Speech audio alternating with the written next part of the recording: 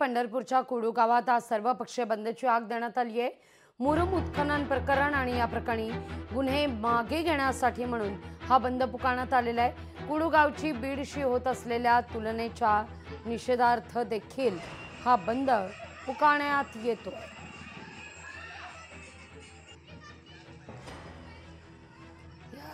या सगळ्याविषयी आढावा घेतलाय आपले प्रतिनिधी अभिराज उबाळे यांनी।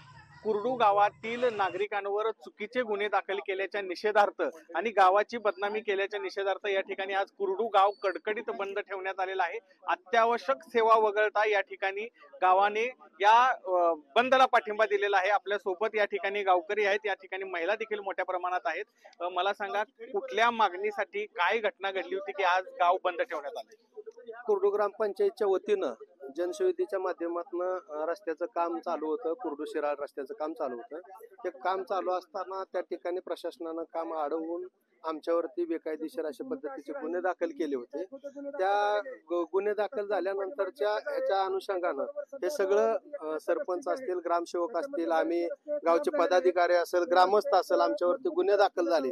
आणि गुन्हे दाखल होत असतानाच काही लोकप्रतिनिधींनी आमच्या गावाला बीड सारख्या गावात जे काय घटना झालेल्या आहेत त्या गावाचं आणि आमच्या गावाची तुलना वास्तविक पाहता केली की या गावामध्ये दहशतीचं वातावरण आहे। काय आहे की सत्य परिस्थिती दडपली जायला लागली आणि वेगळं ह्या प्रकरणाला वळण दिलं जायला लागले। आता ग्रामपंचायत जर ठराव घेत असेल आणि ग्रामपंचायतीच्या शेततळ्यामधूनच जर माती मुरुम काढून जर गावाच्या पालन रस्त्यासाठी वापरला जात असेल तर हा गुन्हा होऊ शकत नाही। शासनाचे तसे GR उपलब्ध आहेत तरी देखील हे प्रकरण भरकटवलं गेलेलं आहे। फक्त आमचं एवढं म्हणणं आहे की लोकांची समस्या रस्त्याची प्रमुख समस्या आहे। त्या समस्येवरती स्थानिक खासदार, आमदार, जिल्हाधिकारी असतील किंवा बाकीचे जे काही प्रशासन असेल, मुख्यमंत्री साहेब यांनी या गावच्या समस्येकडे लक्ष द्यावं। गावाची बदनामी मोठ्या प्रमाणात काही लोकांनी केली गेली। अजितदादांचा हेतू प्रामाणिक होता।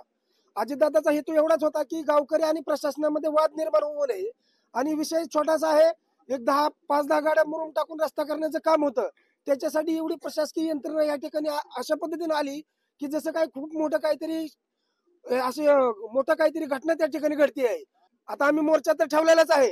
त्या मोर्चातून जरी गुन्हे जर माघारी नाही घेतले गेले तर त्याच्यापेक्षा तीव्र आंदोलन प्रत्येक गावातला व्यक्ती रस्त्यावर उतरेल आणि जे काय परिणाम पुढे होतील त्याला सर्वस्वी प्रशासन जबाबदार राहील, हे मी सांगतो एवढंच। तर या ठिकाणी आपण बघितले की जर गुन्हे माघारी घेतले नाही तर मोर्चा तर काढणारच आहोत, पण मोर्चा काढून देखील गुन्हे माघारी नाही घेतले तर तीव्र आंदोलन करण्याचा इशारा या ठिकाणी गावकऱ्यांच्या वतीने देण्यात आलाय। अभिराज उबाळे, लोकशाही मराठी, कुरडू माढा।